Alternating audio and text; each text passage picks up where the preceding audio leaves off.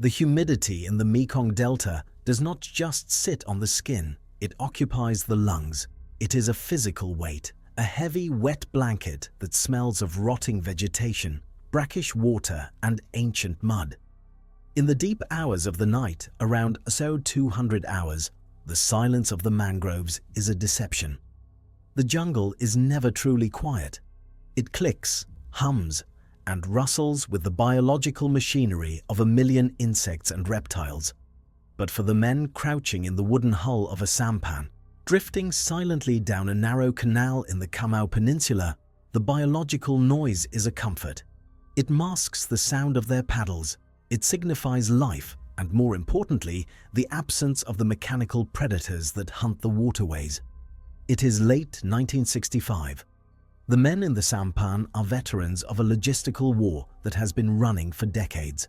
They are the arteries of the revolution, moving rice, ammunition, and medical supplies from the coastal infiltration points deep into the sanctuary of the Yumin forest. They know every bend in the river, every shifting sandbar, every tidal nuance. To them, the water is not an obstacle, it is a highway, a shelter, and a weapon. They own the night. The American destroyers and cruisers patrolling the South China Sea are steel giants, terrifying in their firepower but blind and clumsy in the shallow, choking labyrinth of the delta. They are deep water beasts, incapable of entering the capillaries of the river system. The captain of the sampan, a man who has moved contraband under the noses of the French and now the Americans, signals for a halt. He listens. He hears the distant, rhythmic thumping of a helicopter miles away, irrelevant to his mission. He hears the water lapping against the mangrove roots. He feels safe. The arrogance of his position is not born of vanity, but of experience. He knows that the Americans rely on massive technology, on air power, on things that are loud and fast and blind. He believes that the mud protects him. He believes that the intricate geography of the delta is a fortress that no foreign navy can breach. He is wrong. The death of his crew does not come from the sky. It does not come from a mine. It begins as a low, throbbing rumble, a vibration in the water that is felt before it is heard. It is a sound that does not belong in the organic symphony of the jungle. It is the sound of Detroit diesel 12-valve 71 engines, tuned to a predatory idle, suddenly roared to life. Before the sampan captain can shout a warning, the darkness 200 meters away is torn apart by a blinding white light. It is not a flare, it is a xenon searchlight, focused and intense, pinning them against the mangrove wall like insects under a microscope. Then comes the noise, a terrifying synchronized roar of heavy machine guns. The water around the sampan erupts into geysers of white foam. The wood of their hull disintegrates under the impact of .50 caliber rounds, which do not just puncture, they dismantle. In 6 seconds, the sampan is gone. The supplies are sinking into the silt. The silence returns, broken only by the aggressive, throaty idle of the aluminum monster that has just asserted dominance over the darkness. This was the shock of the new reality. The North Vietnamese sailors and the Viet Cong logistics units were not just losing shipments, they were facing a paradigm shift. They were being hunted by something that defied their understanding of naval warfare. They were being hunted by the swift boat. To understand the horror that spread through the ranks of the North Vietnamese naval sappers and supply crews, we must first understand the monumental arrogance that preceded their destruction. 6 months prior to this night, in a camouflaged bunker deep within the liberated zones, a strategic assessment was circulated among the cadre responsible for the Sea Trail, the maritime extension of the Ho Chi Minh Trail. The document detailed the American naval presence. It spoke of aircraft carriers that launched jets too fast to see the small boats, and destroyers that sat miles offshore, shelling coordinates on a map but unable to engage targets of opportunity in the winding rivers. A senior commissar, laughing during a briefing, famously compared the American naval strategy to an elephant trying to catch mosquitoes in a dark room. He assured his men that the Americans were obsessed with armor, with size, with nuclear deterrence. They build ships to fight the Soviet Union in the middle of the Atlantic, he said, tapping the map of the Mekong Delta. They do not build boats to fight us in the mud. The mud is ours. The night is ours. As long as we stay close to the roots, they cannot touch us. This dismissal was rooted in a logical assessment of American military doctrine. The US Navy was indeed a blue water force, designed for fleet-on-fleet engagements, for projecting power across oceans. They had neglected coastal and riverine warfare since the American Civil War. The idea that the US Navy would adapt, that it would strip away its armor and learn to fight in the chaotic, claustrophobic environment of the Delta seemed laughable to the strategists in Hanoi. They believed the institutional inertia of the Pentagon was their greatest ally. They believed the Americans were too proud to get down in the dirt. But while the commissar was laughing, a different kind of conversation was happening in the corridors of the Naval Advisory Group in Saigon and the Pentagon. The mosquitoes were bleeding the South Vietnamese government dry. The infiltration of weapons by sea was estimated to be supplying nearly 70% of the enemy's needs in the southern core zones. The elephant was indeed failing. But the elephant was about to mutate. If you want to uncover the hidden history of military engineering and the systems that change warfare, you need to look past the headlines and into the mechanics of the conflict. This story is about how a commercial solution was weaponized to destroy a guerrilla advantage. It is a story of aluminum, radar, and a doctrine of aggressive intrusion. Before we dissect the machine that terrified the North Vietnamese, take a moment to subscribe. We are investigating the machinery of the Cold War, declassifying the systems that defined the era. Join us in the engine room. The investigation into the failure of the coastal blockade began with a disaster for the North Vietnamese that they paradoxically viewed as a victory of survival. In February 1965, a massive North Vietnamese trawler was discovered in Vung Ro Bay, unloading tons of munitions. The subsequent battle and capture of the supplies proved that the sea trail was not a trickle, it was a torrent. The US Navy realized that their destroyers, patrolling miles out at sea, were useless against the small, shallow draft vessels hugging the coastline and darting into the thousands of river mouths that perforated the shore. The problem was physics. A destroyer draws 20 feet of water or more. It cannot chase a 30-foot wooden boat into 3 feet of muddy water.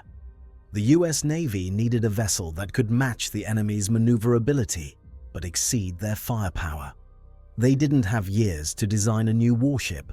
They didn't have time for the usual procurement cycle of prototypes and committee reviews. They needed a solution immediately. The answer did not come from a naval shipyard. It came from the oil fields of the Gulf of Mexico. The Navy began looking for a commercial off-the-shelf boat that was fast, rugged, and reliable. They found the design at Seward Seacraft in Berwick, Louisiana. It was a crew boat used to shuttle roughnecks and engineers to offshore oil rigs. These boats were built to handle the chop of the Gulf, to run fast, and to take a beating. They were made of aluminum, a critical detail. In 1965, the idea of an aluminum warship was viewed with skepticism by traditionalists. Aluminum burns. Aluminum tears. It offers zero ballistic protection. If you shoot an aluminum boat, the bullet goes right through. But the engineers and the tactical planners realized that armor was a liability in the Delta. Armor means weight. Weight means a deeper draft and slower speed. In the Mekong, if you are slow, you are dead. If you run aground, you are dead. The philosophy shifted from survivability through armor to survivability through speed and violence of action. The result was the PCF, Patrol Craft Fast, the swift boat, 50 feet long, 13 feet wide, drawing only 3.5 feet of water. powered by two turbocharged Detroit diesel V12 engines pushing out nearly 1,000 horsepower. It could hit 32 knots in a sprint, but the raw speed was only the delivery system. The true terror for the North Vietnamese lay in the integration of the boat's systems. Let us perform a technical autopsy of the Swift boat to understand why it became such a psychological weapon. To the North Vietnamese sailor, accustomed to the slow, chugging rhythm of fishing boats and the distant threat of destroyers, the Swift boat was an alien organism. First, the armament. The Swift boat was overgunned for its size. Above the pilot house, in a twin turret, sat two 50 caliber M2 Browning machine guns. The 50 caliber round is a devastating projectile. It does not just wound, it removes limbs. It punches through engine blocks. It shatters the heavy teak wood of traditional sampans like balsa. On the rear deck, there was another 50 caliber machine gun mounted on top of an 81mm mortar. This over-under combination allowed the crew to engage direct targets with the machine gun and simultaneously drop indirect fire on enemies hiding behind riverbanks or in the tree line. But guns are useless if you cannot find the target. The North Vietnamese doctrine relied entirely on concealment. They moved at night without lights, hugging the banks where the radar of the big ships couldn't distinguish a boat from a tree. They believed in the clutter. Radar works by sending out radio waves and listening for the echo. In a river environment, the waves bounce off everything: trees, mud banks, rain, waves. The screen becomes a mess of white noise or clutter. A small wooden boat is invisible in that mess, or so they thought. The Swift boats were equipped with the Raytheon AN/SPS-53 radar, and later even more advanced surface search sets. But the hardware was only half the equation. The other half was the operator. The young sailors manning these boats, often commanded by lieutenants junior grade who were barely out of college, developed a proficiency that bordered on an art form. They learned to tune the gain and the sea clutter suppression to strip away the noise of the environment. They learned to spot the ghosts, the tiny rhythmic blips that moved against the static background of the riverbank. This created the ghost effect that terrified the enemy. The North Vietnamese crews would be moving in total darkness, confident in their invisibility. They would see nothing, hear nothing. Suddenly, a Swift boat would roar out of a channel a mile away, heading directly for them. How did they know? How could they see? The paranoia began to set in. Was there a spy on the boat? Were there sensors in the water? The reality was simpler and more devastating. The Americans had brought high-fidelity electronic warfare into a primitive environment. The investigation of the Swift boat's dominance reveals a series of wrong theories held by the ESA, communist forces. Initially, when the losses began to mount, the North Vietnamese command assumed the Americans were using a vast network of local informers. They purged their own ranks, executing suspected spies, paranoia eating at their command structure. They couldn't accept that a boat could see through the dense vegetation and the heavy rain squalls of the monsoon season. Another wrong theory was that the Swift boats were fragile. The VC commanders told their troops, "They are made of tin. One rocket and they burn." This led to a disastrous tactical adjustment. The VC began setting up ambush sites along the riverbanks, armed with B-40 rockets, RPGs, and recoilless rifles.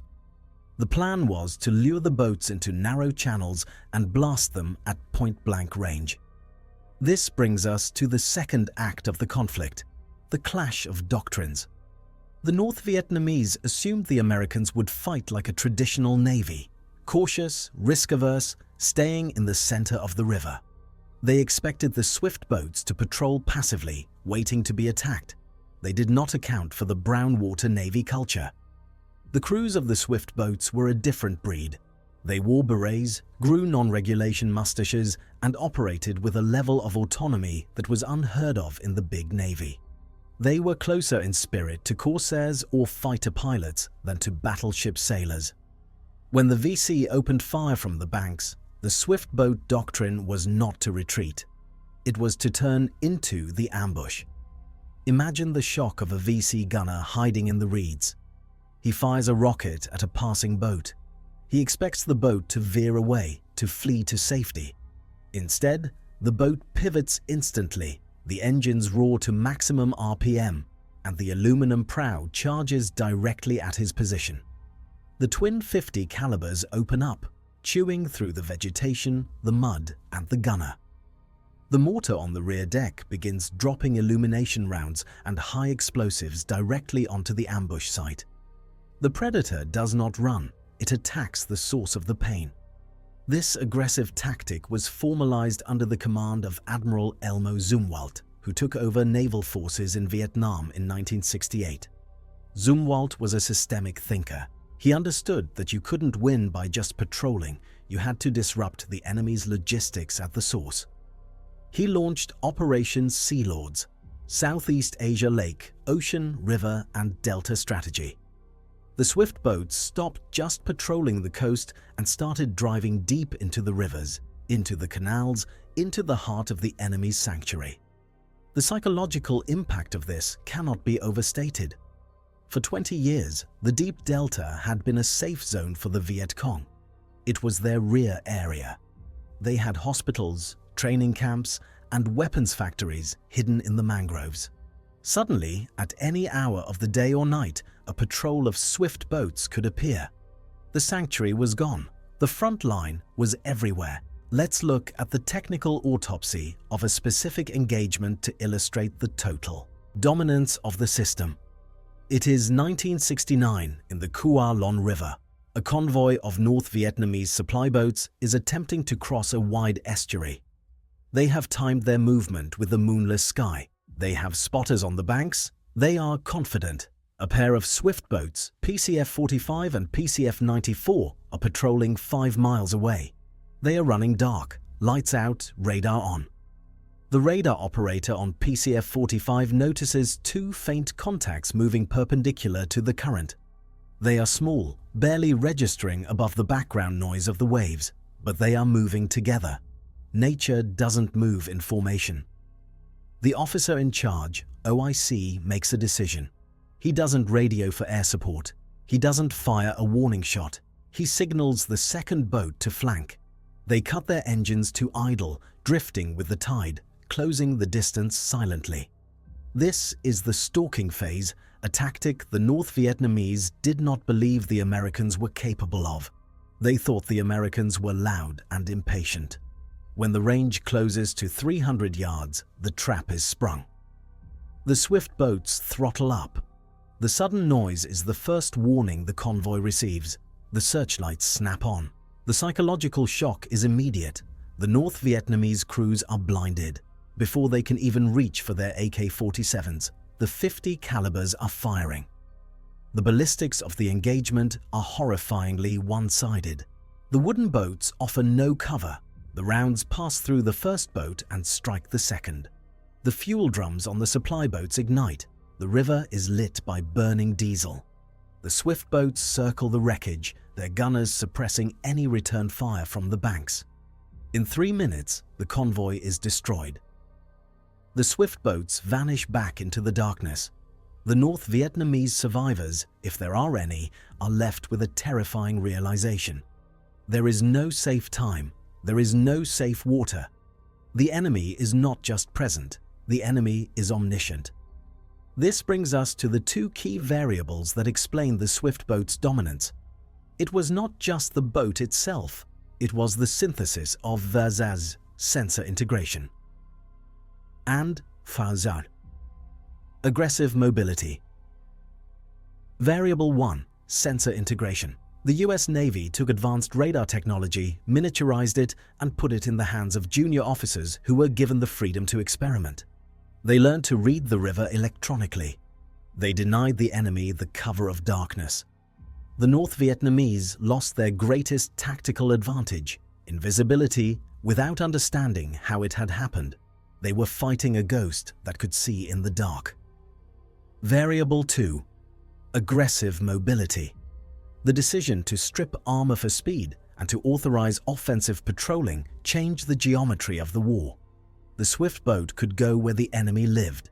It could reverse direction in its own length. It could outrun anything the VC had and catch anything that tried to run. It turned the river from a highway for the communists into a killing zone. The killer humbling moment came during the Tet Offensive and its aftermath. The North Vietnamese launched massive coordinated attacks, relying on the waterways to move battalions of troops into the cities. They expected the US Navy to pull back to defend the major bases. Instead, the swift boats swarmed the delta. In one documented incident near the Cambodian border, a VC battalion attempted to cross a major river to reinforce a siege. They had hundreds of men in sampans and rafts. They assumed the crossing was secure. A division of swift boats intercepted them midstream. It wasn't a battle, it was a massacre. The swift boats drove through the formation, their hulls thumping against the wooden rafts, their guns firing in every direction. The battalion was broken not on the landing beaches, but in the water. The survivors who made it back to the bank refused to get back in the boats. The psychological break was absolute. The river had become a wall of fire. The statistics of this dominance are staggering. In the peak years of Operation Market Time and Sea Lords, the infiltration of supplies by sea dropped by over 90%. The North Vietnamese were forced to abandon the sea routes almost entirely and rely on the arduous, muddy trek down the Ho Chi Minh Trail on land. This shift cost them years of time and thousands of lives in logistical friction. The swift boats, these small aluminum taxis, had effectively closed a border that was thousands of miles long. The kill ratios in the riverine environment were often 15-1 or higher. But the most telling statistic is not the body count, it is the tonnage denied. Thousands of tons of heavy weapons, mortars, recoilless rifles, anti-aircraft guns never reached the battlefields of the South because they were sent to the bottom of the Mekong by a boat that was designed to carry oil workers. We must return to the arrogance of the commissar in the bunker, the man who laughed at the elephant trying to catch mosquitoes. His laughter was based on the assumption that the elephant would remain an elephant, slow, heavy, and predictable. He did not foresee that the elephant would evolve. He did not understand the American capacity for technological adaptation and tactical improvisation. The mosquitoes he dismissed were not mosquitoes at all. They were wasps, fast, aggressive, and armed with a sting that could shatter the spine of his logistical network. The mud did not protect them. The night did not protect them. The complex geography of the delta, which they thought was their fortress, became their prison. The swift boats used the canals to trap the enemy, turning the labyrinth against its creators. The philosophical implication of the swift boat campaign transcends the Vietnam War. It is a lesson in the danger of underestimating a technological adversary's ability to adapt. The North Vietnamese assumed that the constraints of the environment, shallow water, mud, darkness, were absolute. They believed that nature was on their side. But technology, when applied with sufficient ingenuity and ruthlessness, can override nature. The radar pierced the dark. The shallow draft cheated the mud. The speed collapsed the distance. The US Navy, a force built for the open ocean, successfully mutated into a riverine predator that dominated an environment it was never designed to enter. The horror felt by the North Vietnamese sailors was the horror of the obsolete facing the future. It was the realization that their old magic, silence, stealth, and knowledge of the terrain had been nullified by a glowing green screen and a twin diesel roar. As the war wound down and the swift boats were eventually turned over to the South Vietnamese Navy or scrapped, the silence returned to the delta. But it was a different kind of silence. It was the silence of a graveyard. The wrecks of thousands of sampans lay rotting in the mud, skeletons of a supply line that had been strangled by the aluminum ghosts. The image of the swift boat remains a paradox, a soft-skinned commercial vessel that became one of the most feared weapons of the war. It proved that in the clash between an entrenched, terrain-based guerrilla force and a high-tech, adaptive industrial power, the result is not always a quagmire. Sometimes it is a ruthless, efficient, and total domination of the battle space. The elephant didn't just learn to catch mosquitoes, it learned to drain the swamp they bred in. The legacy of the swift boat crews is etched in the rust-colored waters of the Mekong. They were the brown water navy, a term that was meant to be derogatory by the blue water traditionalists, but became a badge of supreme professional pride. They fought a war at point-blank range, often seeing the eyes of the men they were killing. They lived in a world of constant dampness, engine fumes, and adrenaline. But for the North Vietnamese sailor looking back at that era, the memory is not of a fair fight. It is a memory of helplessness. The memory of hearing a sound in the distance, a low, synchronized thrumming, and knowing with absolute certainty that you were already dead. The water, once their friend, had turned against them. The swift boats had taken the river. In the end, the arrogance of the briefing room was destroyed by the reality of the river. The clumsy Americans had built a machine that was perfectly adapted to its environment. They had solved the equation of the delta, and the solution was speed, violence, and the ability to see the invisible. The North Vietnamese sailors learned the hard way that when you fight a system that can innovate its way out of a tactical disadvantage, no amount of mud can save you.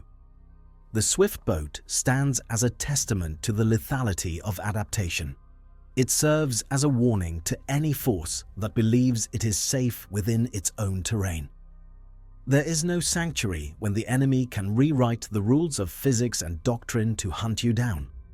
The night no longer belongs to the guerrilla. It belongs to the sensor, and the water belongs to the swift. The hum of the insects in the Ca Mau Peninsula continues today, unchanged for 1,000 years. But beneath the mud, the aluminum bones of the conflict remain, a silent reminder of the time when the river burned and the ghosts had engines. The terrifying efficiency of the swift boat campaign lies not just in the hardware, but in the complete dismantling of the enemy's psychological safety. War is often described as a contest of wills, but in the Mekong Delta, it became a contest of perceptions. The North Vietnamese perceived themselves as the masters of the environment. The swift boats shattered that perception, not with propaganda, but with kinetic energy. Every time a swift boat crew decided to cut their engines and drift, they were engaging in psychological warfare. Every time they used their radar to fire on a target that couldn't see them, they were eroding the enemy's belief in their own doctrine. The horror described by the survivors was the horror of cognitive dissonance. How could the Americans be here? How could they be this fast? How could they know? The answers were found in the wiring diagrams of the AN/SPS-53 radar and the fuel injection systems of the Detroit diesels. It was a victory of systems over assumptions. The North Vietnamese assumed the war would be fought on their terms. The swift boats forced them to fight on a battlefield where speed and electronic visibility were the only currencies that mattered, currencies the North Vietnamese did not possess. So, the next time you look at a map of a river delta, do not see it as a barrier to a modern navy. See it as a highway for the right kind of machine. See it as the hunting ground where the swift boats proved that with the right tool, even the most hostile environment can be dominated. The elephant can learn to swim, and when it does, the mosquitoes don't stand a chance. The final lesson is one of respect for the dynamic nature of conflict. The moment you believe you are safe, the moment you laugh at your enemy's clumsiness, is the moment you have lost. The North Vietnamese learned this in the fire and blood of the Mekong. The swift boats taught them that in war, there is no such thing as a permanent advantage. There is only the relentless, terrifying march of adaptation. And in the dark waters of 1966, adaptation wore an aluminum skin and carried a .50 caliber machine gun. The silence of the Delta is heavy again.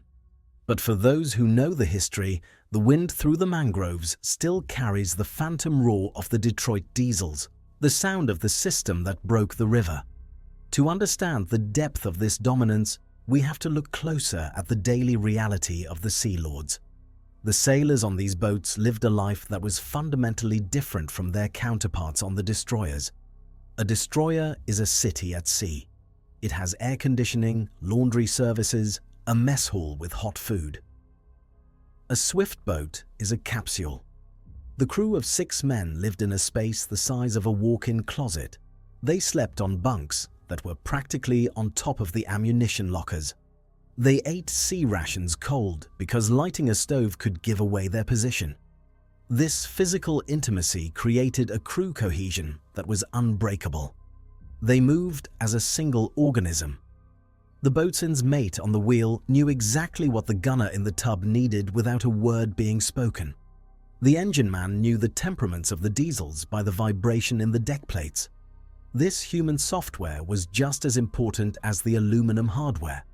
The North Vietnamese, by contrast, were often operating in a fragmented command structure.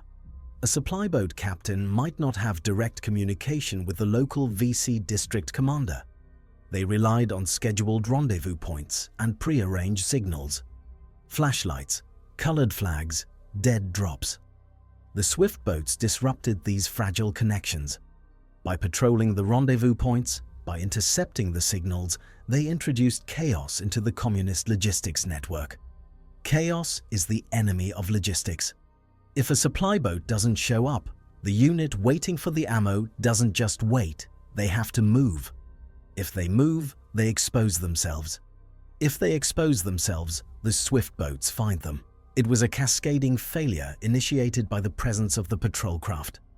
The Brown Water War also drove innovation in personal weaponry. The swift boat crews often modified their weapons. They mounted M60 machine guns on the railings. They carried M79 grenade launchers, the thump gun, which became the favorite weapon for breaking ambushes. The M79 could drop a high explosive round into a spider hole on the riverbank with surgical precision. The North Vietnamese had no answer for this volume of fire. Their B-40 rockets were powerful but inaccurate. They had to stand up to fire them, exposing themselves to the wall of lead coming from the boat. The trade-off was suicidal. To get a kill shot on a swift boat, a VC soldier had to accept that he would likely die in the attempt. This attrition rate decimated the ranks of the experienced sappers. By 1970, the sea trail was effectively dead. The North Vietnamese had conceded the coast. They were forced to move everything through the mountains of Laos and Cambodia, a route that was bombed relentlessly by the US Air Force. The swift boats had forced the enemy onto the ground of the Americans' choosing. This is the ultimate definition of battlefield dominance, forcing your opponent to abandon their preferred strategy and adopt one that is more costly and dangerous. The swift boats didn't just sink ships, they sank a strategy. The arrogance of the initial assessment that the Americans couldn't fight in the mud was replaced by a grudging, terrified respect. North Vietnamese after-action reports from the period are filled with warnings about the high-speed canoes. They advise units to avoid the main rivers at all costs. They recommend moving only in the worst possible weather, when the radar might be degraded. They admit that the waterways are compromised. The word compromised is a bureaucratic euphemism for we are being slaughtered. The story of the swift boat is also a story of the American industrial base's ability to pivot. Seward Seacraft churned these boats out by the hundreds. They were cheap, relatively simple to build, and easy to repair. If a swift boat was damaged, it could be patched up with a welding torch and a sheet of aluminum in a few hours. A destroyer in dry dock is out of the war for months. A swift boat with a hole in it is back on patrol the next night. This industrial resilience was another factor the North Vietnamese underestimated. They thought they could bleed the US Navy. But for every boat they managed to damage, 2 more seemed to take its place. The swarm was inexhaustible. In the final analysis, the swift boat campaign is a masterclass in asymmetric warfare, but with the roles reversed. Usually, we think of the gorilla as the asymmetric threat, small, agile, hiding in the population. Here, the US Navy became the asymmetric threat. They became the small, agile force. They adopted the tactics of the gorilla: ambush, stealth, surprise, and combined them with the firepower of a superpower. It was a terrifying hybrid, a guerrilla force with radar, an insurgent cell with close air support on call, a peasant army's nightmare made of aluminum and diesel. The ghost effect was real, the horror was real, and the lesson remains relevant. In any conflict, the side that can adapt its technology to the environment, rather than trying to force the environment to fit its technology, will win the tactical fight. The swift boats adapted. They became creatures of the Delta, and in doing so, they devoured the enemy who claimed the Delta as their own. The laughter in the bunker was the last moment of comfort the North Vietnamese command would feel regarding the coastal war. After that, there was only the report of lost shipments, the silence of missing crews, and the growing realization that the water was no longer safe. The swift boats had arrived, and they had brought the war to the mud. The final image is of a lone swift boat, engines idling low, drifting with the tide under the canopy of the mangroves. The crew is watching the radar screen, the green sweep painting the world in light. They are waiting. And somewhere in the darkness, a North Vietnamese sampan captain is holding his breath, praying that the low rumble he hears is just thunder. But he knows it isn't. He knows the ghosts are hunting, and he knows that this time the mud will not save him. The dominance was total. The horror was absolute. The swift boats had rewritten the rules of the river. This dominance wasn't merely about the boats, it was about the ecosystem of support they brought with them. The swift boats were the tip of the spear, but the shaft was the logistical might of the US Navy. Floating bases, known as motherships or LSTs, landing ship, tank, were anchored in the river mouths. These mobile bases provided fuel, ammunition, and repairs right in the combat zone. A swift boat didn't have to return to a distant port to rearm. It could pull up to an LST, load fresh .50 caliber belts, refuel, and be back on patrol in an hour. This persistence was demoralizing for the enemy. The North Vietnamese relied on the Americans getting tired, running low on fuel, or needing to return to base. The LSTs meant the Americans never left. They were a permanent floating presence. The Sea Lords were always there. The psychological pressure of always there cannot be quantified in kill ratios. It leads to mistakes. A tired, stressed VC supply crew takes a shortcut across open water because they are desperate to finish the mission. The radar picks them up. The swift boat intercepts. The mission fails. The integration of air power was the final multiplier. The swift boats often worked with Seawolves, Navy helicopter gunships. If a swift boat encountered a target too large or too heavily defended to handle alone, they could call in the Seawolves. Within minutes, rockets and minigun fire would rain down on the enemy. The swift boat pinned them down. The helicopter finished them off. This hammer and anvil tactic was devastating. The North Vietnamese sailor was not just fighting a boat, he was fighting a network. A network that could bring overwhelming force to bear at a specific point in space and time with terrifying speed. The horror described in the title of this investigation was the horror of helplessness against this network. It was the realization that individual bravery and knowledge of the terrain were irrelevant against a system that could see, move, and shoot faster than you could think. As we close this file, remember the swift boat not just as a piece of history, but as a symbol of ruthless innovation. It destroyed the arrogance of an enemy who thought they owned the battlefield. It proved that with the right machine and the right mindset, you can turn a sanctuary into a trap. The Mekong Delta, the river of 9 dragons, was tamed by the aluminum ghosts, and the sailors who faced them never forgot the sound of the engines that signaled their doom. The legacy of the swift boat is the silence it left behind. The silence of a supply line cut, a strategy defeated, and an enemy humbled by the relentless application of speed and sensors. The ghosts of the Delta still drift in the current, forever hunting in the green glow of the radar screen. The mission is complete. The target is destroyed. The river is clear. This is the nature of systemic dominance. It is not loud speeches or parades. It is the quiet, professional application of overwhelming violence at the point of contact. It is the radar blip that turns into a muzzle flash. It is the swift boat in the night. The file is closed, the lesson is declassified, the arrogance is dead. The only thing left is the water and the memory of the time when the US Navy went into the mud and won. The swift boat crews, the Coastal Division 11 and others, wore a patch that featured a Snoopy character on a doghouse, but with a machine gun. It was a moment of levity in a brutal war. But to the North Vietnamese, there was nothing funny about it. That cartoon dog represented a predator that had taken their world away from them. In the end, the swift boat proved that in the Cold War, technology was not just about nuclear missiles and satellites. It was about small, smart adaptations that could change the face of battle in the most remote and hostile corners of the globe. The swift boat was a small boat, but it cast a very long shadow, a shadow that the North Vietnamese Navy never escaped. The investigation concludes here. The variables are clear. The outcome was inevitable. The swift boats dominated because they changed the game. And in war, the side that changes the game is the side that writes the history. The North Vietnamese sailors were horrified because they were watching the future of warfare coming at them at 32 knots, and they had nowhere to hide.